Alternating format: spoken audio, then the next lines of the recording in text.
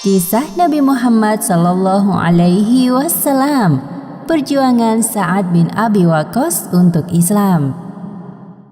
Sa'ad bin Abi Waqqas termasuk as-sabiqunal awwalun, dari kalangan sahabat yang dijamin oleh Allah masuk surga. Namun ibunda Sa'ad menentang keras keislaman putra kesayangannya. Dalam sejarah Islam, Sa'ad bin Abi Waqqas dikenal sebagai pemanah jitu dalam berbagai peperangan yang diikutinya bersama Rasulullah.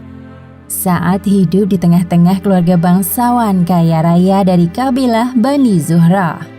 Sa'ad lahir dari rahim wanita cantik dan cerdik bernama Hamnah binti Sufyan ibnu Abi Umayyah. Terlebih kepada ibunya, Sa'ad menunjukkan perhatian dan kasih sayang yang besar.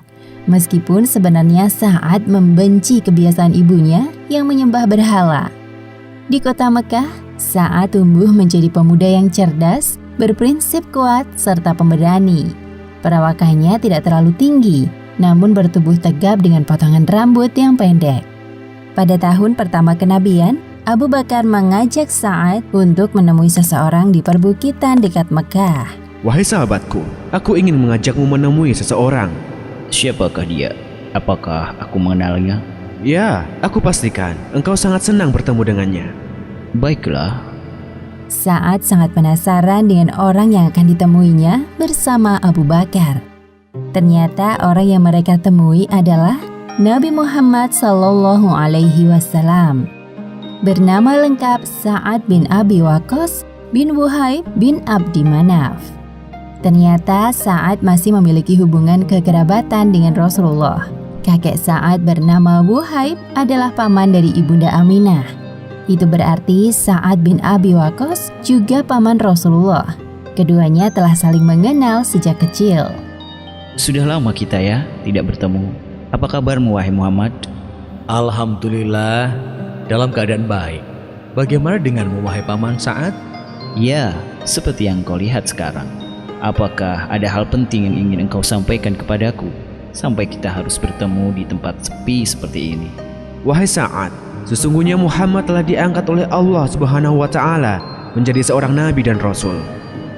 Sa'ad tidak terlalu terkejut mendengar pernyataan Abu Bakar karena ia merasa Muhammad yang dikenalnya selama ini adalah sosok yang pantas menerima tugas mulia.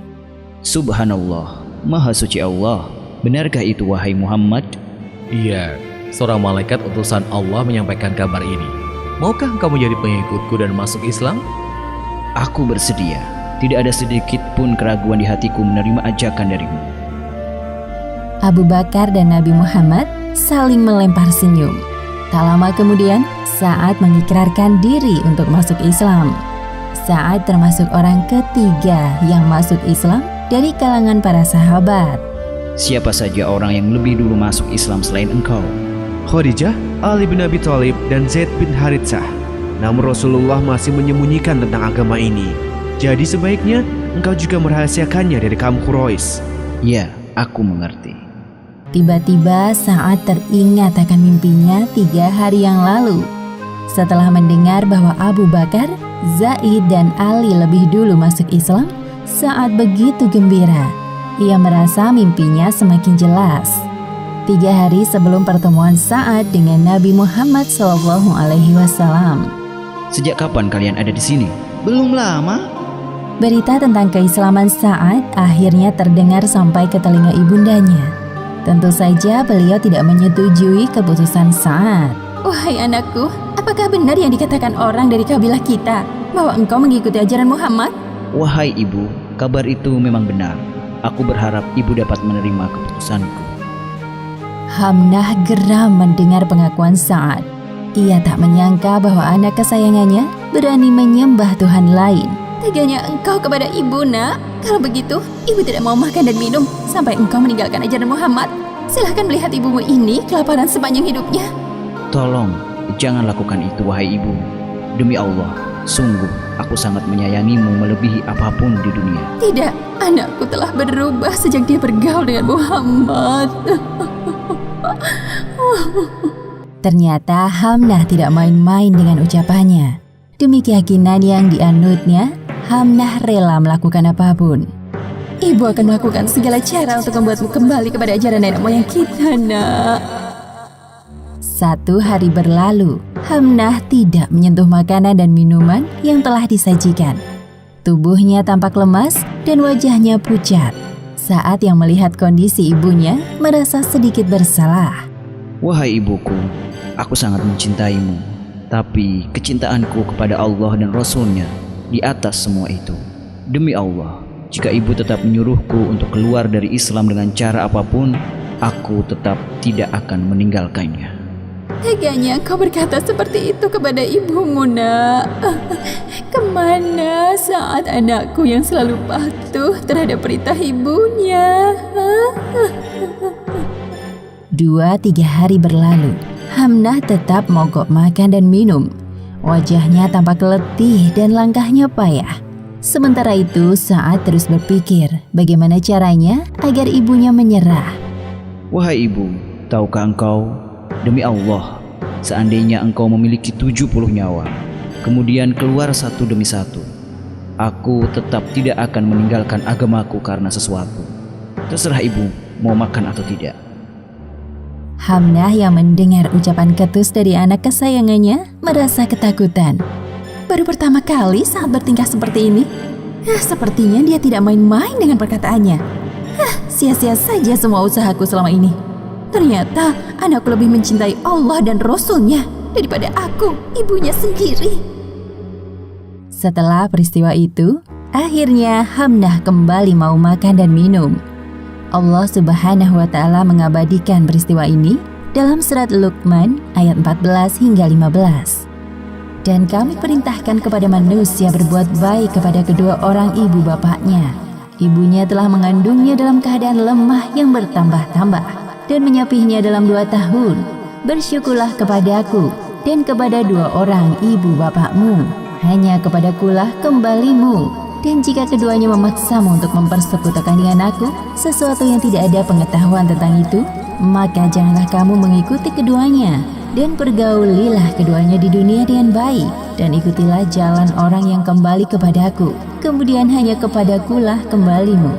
Maka kuberitakan kepadamu apa yang telah kamu kerjakan. Selama kurang lebih 3 tahun, Rasulullah mengajarkan Islam kepada para pengikutnya secara sembunyi-sembunyi di tempat yang aman. Bahkan ketika melaksanakan sholat, Rasulullah dan para sahabat pergi ke tempat terpencil agar tidak dilihat oleh umatnya yang belum beriman. Meskipun begitu, ada saja sekelompok kafir Quraisy yang mengetahuinya. Mereka mencaci maki dan menyerang bahkan ketika sedang sholat. Sa'ad kesal mendengar ejekan yang berkali-kali dilontarkan oleh sekelompok kafir Quraisy. Selesai sholat, Sa'ad langsung memukul salah satu dari mereka. Itulah korban pertama yang terluka dalam sejarah Islam. Setelah peristiwa tersebut, Nabi Muhammad menasihati para sahabatnya agar tenang dan sabar ketika menghadapi kaum kafir. Allah Subhanahu wa Ta'ala mengingatkan Rasulullah dalam Al-Quran surat Al-Muzammil ayat 10. Dan bersabarlah terhadap apa yang mereka ucapkan, dan jauhilah mereka dengan cara yang baik. Setelah melewati beberapa tahun untuk menahan diri dari serangan kaum kafir Quraisy, barulah umat Islam diperkenankan melakukan perlawanan secara fisik, yakni melalui peperangan. Sa'ad bin Abi Waqqas termasuk jajaran panglima perang yang berani dan berpengalaman.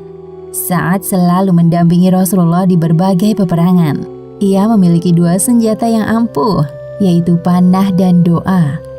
Jika Sa'ad memanah lawan dalam peperangan, dapat dipastikan tepat sasaran. Siapa yang menembakkan panah sampai ke sasaran dalam jihad di jalan Allah, maka ia memperoleh 1 derajat di surga. Sa'ad dikenal dengan sebutan mustajab ad-da'wah, atau orang yang doanya selalu dikabulkan karena tingkat keimanannya yang sangat tinggi. Sa'ad seorang yang zuhud, yaitu orang yang mengutamakan cinta akhirat dan tidak mementingkan urusan dunia. Keistimewaan Sa'ad yang lain adalah ia dapat melihat kedua lelaki berpakaian putih yaitu malaikat Jibril dan Mikail, berada di samping kanan dan kiri Rasulullah saat berperang melawan musuh.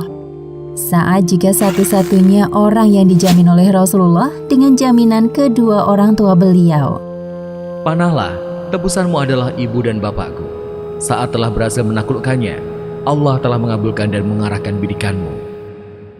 Pada masa pemerintahan Khalifah Umar bin Khattab, Sa'ad bin Abi Waqqas dilantik menjadi gubernur di wilayah Kufah, Irak. Sa'ad membangun masyarakat Kufah dan menerapkan hukum Islam di daerah tersebut. Sa'ad juga memimpin pasukan Islam untuk menghancurkan pasukan Sasaniyah dalam perang Qadisiyah. Di akhir masa jabatan, Sa'ad tetap bersemangat dalam berperang walaupun kondisinya sedang sakit. Allahu Akbar. Pasukan, serang! Detik-detik meninggalnya Sa'ad bin Abi Waqqas ditemani oleh putranya. Mengapa engkau menangis, wahai anakku? Sungguh, Allah tidak akan menyiksaku selamanya dan aku termasuk salah satu penduduk surga. Sa'ad bin Abi Waqqas meninggal pada usia 88 tahun di masa kekhalifahan era Muawiyah. Beliau dikuburkan di pemakaman Baqi, tempat peristirahatan para syuhada. Demikianlah akhir kisah perjuangan Sa'ad bin Abi Waqqas untuk Islam. Hikmah yang dapat kita ambil dari kisah ini diantaranya: pertama, jangan pernah menukar keimanan kita dengan apapun di dunia, sekalipun hal tersebut permintaan dari kedua orang tua. Dan kedua, jika kita menginginkan sesuatu, maka berdoalah kepada Allah. Sesungguhnya Allah Subhanahu wa Ta'ala akan mengabulkan, dengan catatan kita telah memenuhi segala perintah dan menjauhi larangannya. Wallahu a'lam bishawab.